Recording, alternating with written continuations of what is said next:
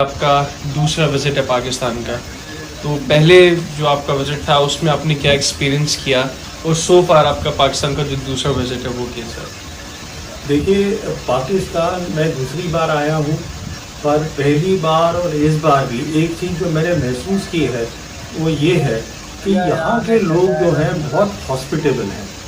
और मैं समझता हूँ, ये मैंने मॉर्निंग में ट्वीट भी किया था, ये आपकी एक सॉफ्ट पावर है।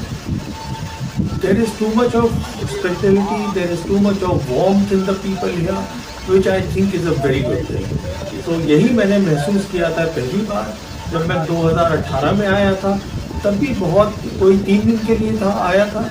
अभी मेरा 3 दिन का ही है यहाँ पर प्रोग्राम।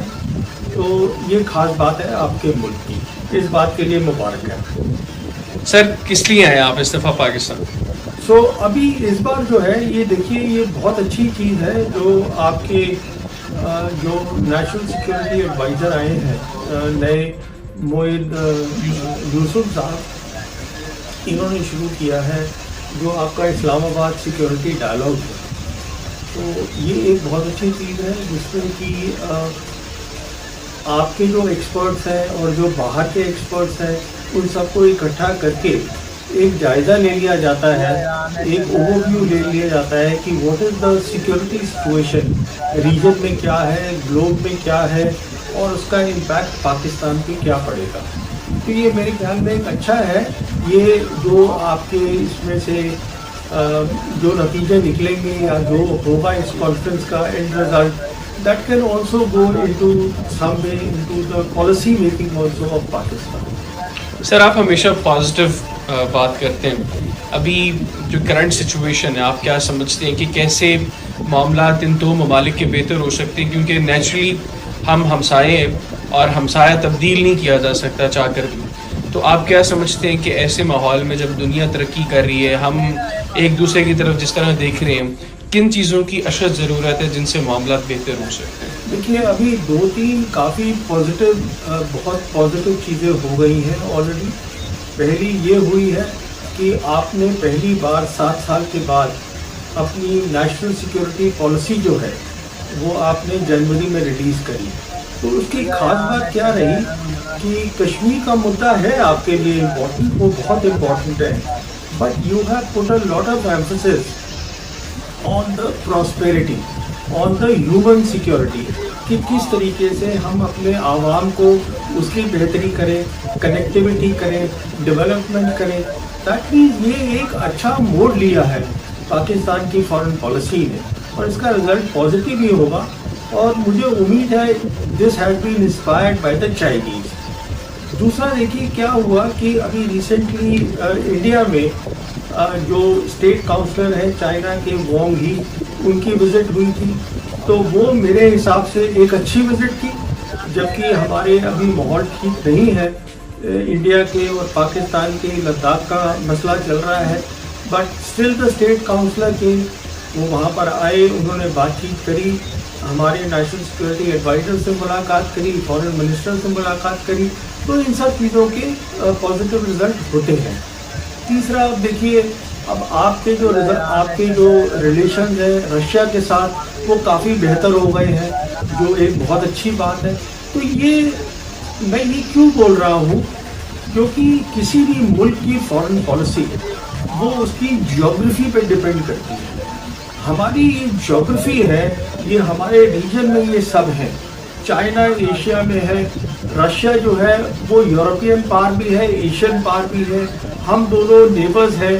तो देखिए, इन्हीं चीज़ों को, छोटी छोटी चीज़ों को you connect the dots and you stay positive और उम्मीद करते हैं कि हो सकता है हमारे रिश्ते जो हैं हिंदुस्तान पाकिस्तान के वो बेहतरी की तरफ अब चलते हैं। सर आप चाइना को ऊपर बड़ा स्टडी करते हैं, आप चाइनीज़ मेंटेलिटी को बहुत समझते हैं और इस रीजन में बहुत कम लोग हैं जो आपकी तरह की अंडरस्टैंडिंग रखते हैं इस रीजनल इश्यूज़ को के ऊपर।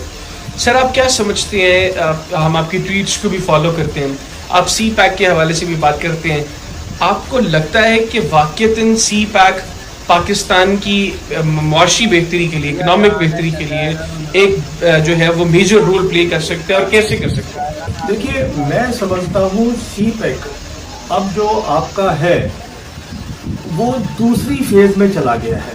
तो पहली फेज थी आपकी फिजिकल इंफ्रास्ट्रक्चर की, मेरे हिसाब से दूसरी फेज जो है वो आपका डिजिटल सिल्क रोड है, वो उसमें चला गया है। मैं समझता हूँ अगर एक आपका जो लीडरशिप है वो फोकस रहे CPEC पे और जो चाइनीज ऑफर कर रहे हैं, तो 10 साल के अंदर आप में बहुत पाकिस्तान में बहुत ज़्यादा प्रॉस्पेरिटी आ सकती है।